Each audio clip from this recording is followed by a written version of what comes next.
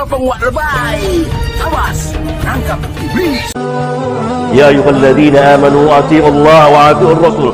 Berulang kali Allah Subhanahu wa taala perintahkan kita untuk taat kepada Allah dan taat kepada Rasul. Atii'u Allah, atii'ur rasul. Wa ma atakumur rasul fakhudhuhu wa ma nahakum anhu fantahu. Apa yang Rasul berikan ambil, apa yang Rasul larang jauhi.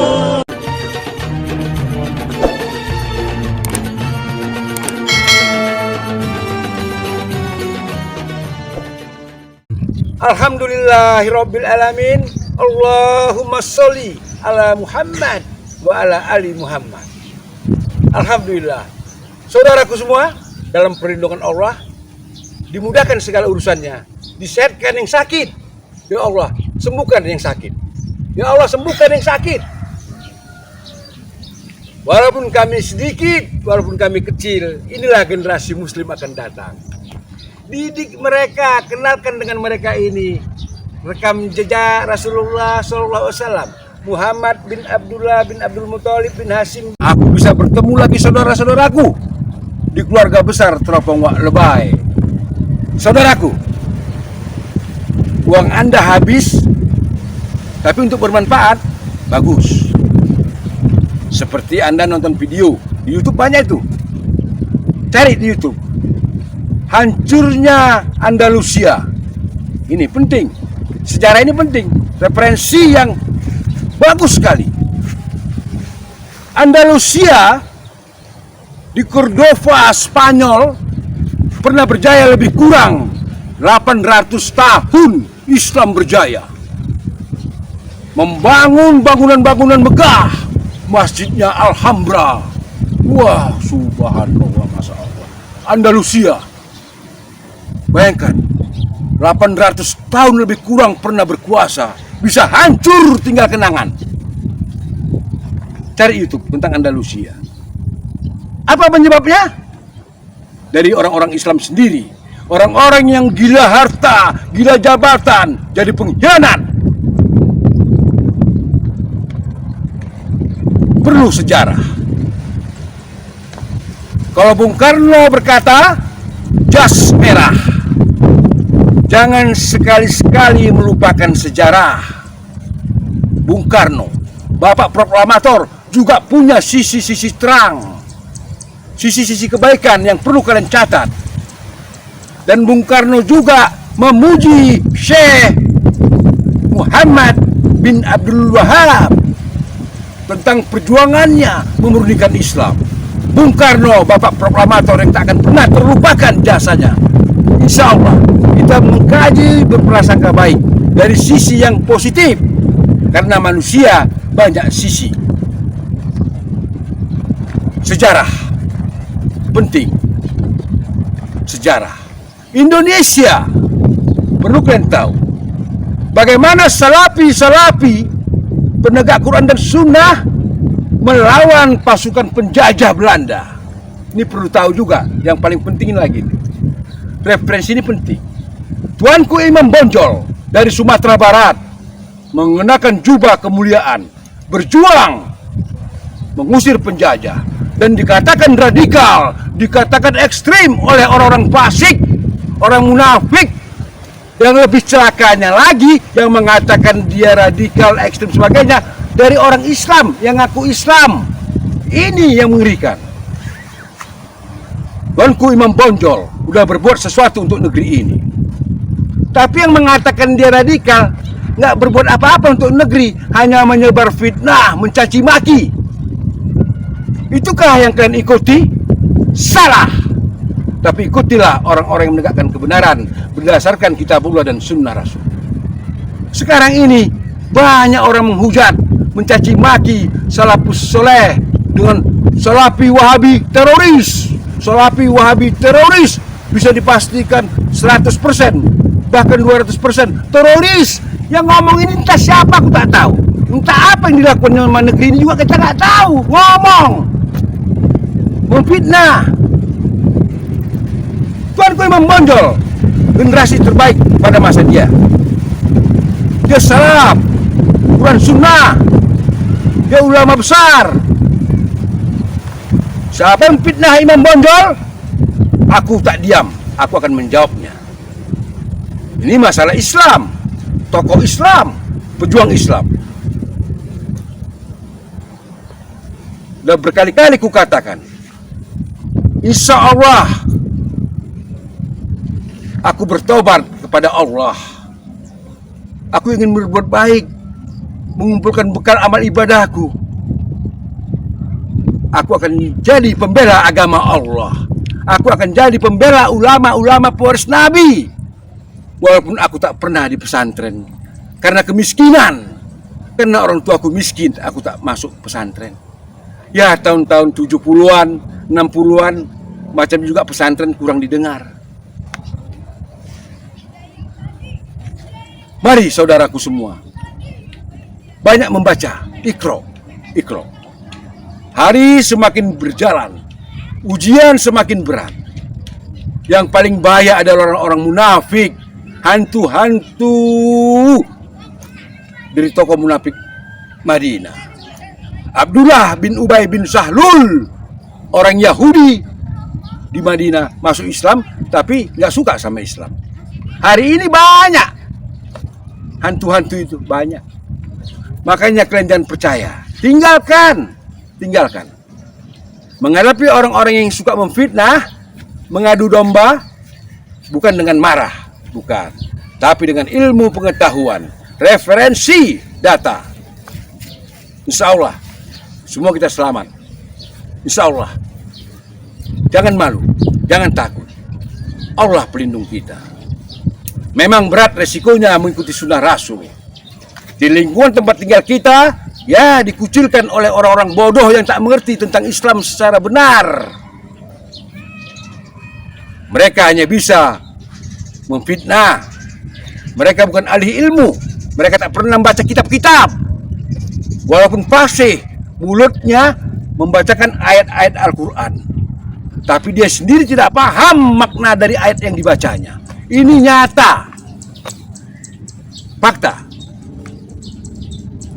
Kalaulah mereka-mereka itu yang pintar baca Quran itu mempelajari lebih dalam lagi, lebih jauh lagi rekam jejak Rasulullah, pasti mereka insaf dan taubat dari segala bentuk perbuatan tahyul, bid'ah dan khurafat. Di antara sifat orang munafikin adalah suka mencari muka. Mereka adalah penjilat-penjilat yang diinginkan mereka adalah keridhaan manusia. Mereka para pendusta yang datang kepada Nabi sallallahu alaihi wasallam, "Idza ja'akal munafiquna qalu nashhad innaka la rasulullah wallahu ya'lamu innaka la rasuluh wallahu yashhadu innal munafiqina lakadzibun." Mereka mengatakan, "Engkau Rasulullah, kami bersaksi engkau Rasulullah." Iya, Allah tahu engkau Rasulullah. Dan Allah bersaksi bahwa orang-orang munafik adalah para pendusta. Kalau berjumpa dengan umat Islam, dia akan berusaha menampilkan kami bersama kalian. Wa idza khalau ila syayatinihim qalu inna ma'akum innama nahnu mustahzi'un. Tapi kalau sudah kumpul sama setan-setan mereka, mereka akan mengatakan kami bersama kalian. Kami cuma pura-pura sama mereka. Ahibati fillah, di surat At-Taubah ayat 96 Allah Azza wa Jalla berfirman, sayahlifuna billahi lakum idzan qalabtum ilaihim litu'ridu anhum fa'aridu anhum innahum rijsun wa ma'wahum jahannam jazaa'an bima kanu yaksibun yahlifuna lakum litardau anhum fa in tardau anhum fa innallaha la yarda 'anil qaumil fasiqin. Itu kondisinya orang-orang munafik. Mereka sumpah kami ini enggak kayak gitu sebenarnya, dengan harapan orang-orang ini ridha kepada orang-orang munafikin dengan ucapan mereka. Lalu Allah mengatakan, kalau kalian ridha sama mereka, sesungguhnya Allah tidak ridha dengan orang-orang fasik. Kita cukup bertakdim kepada para ulama NU yang sanad keilmuannya betul-betul terpercaya. Kita harus takdim kepada siapapun dari kalangan Nahdien, termasuk kepada Kiai Muhaimin Iskandar. Mudah-mudahan diijabah. Dan juga kepada Kiai Muafik, mohon izin Kiai, saya nggak kelihatan.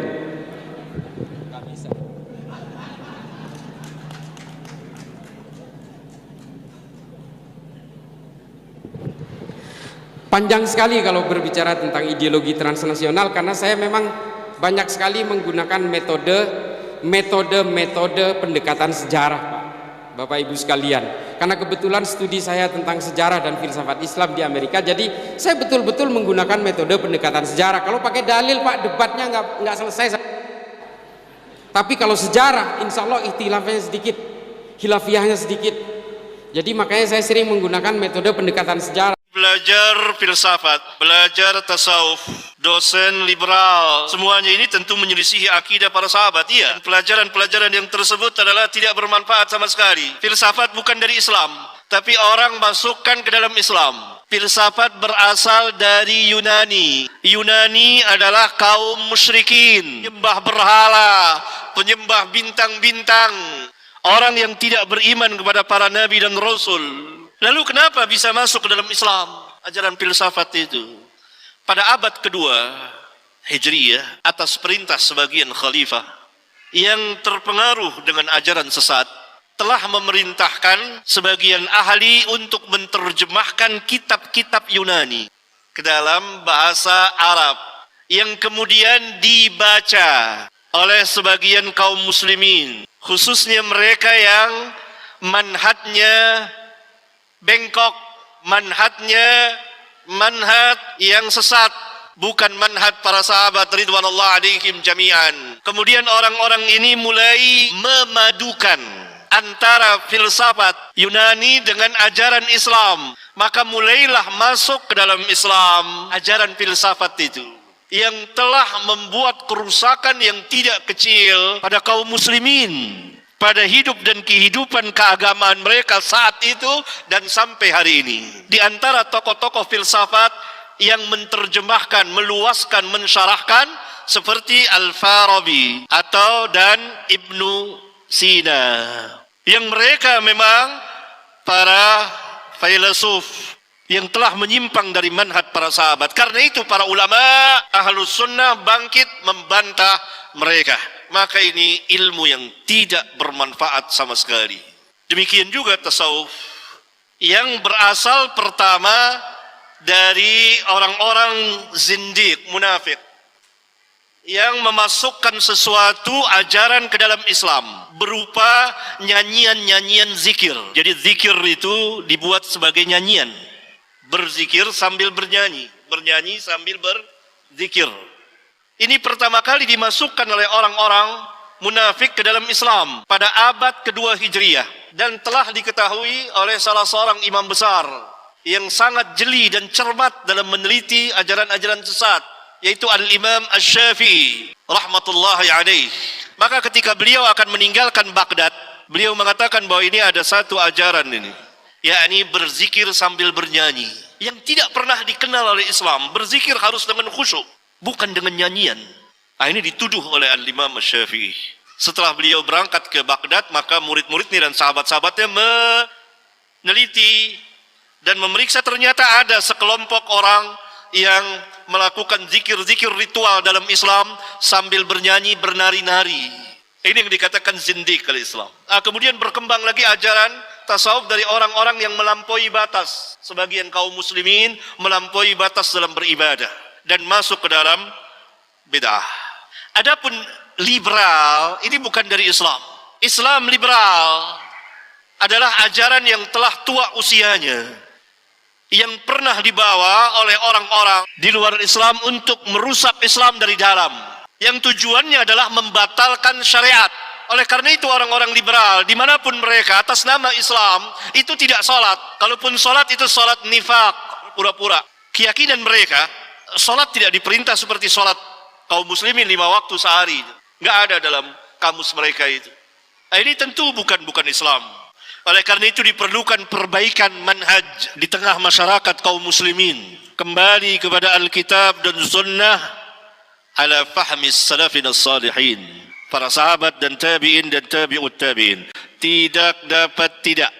Karena ini manhaj yang hak, manhaj yang lurus. Insya Allah kebenaran pasti menang. Yang batil pasti hancur. Yang zalim pasti hilang. Hak milik Allah akan menjadi kenyataan. Wassalamualaikum warahmatullahi wabarakatuh. Alhamdulillahi Rabbil Alamin.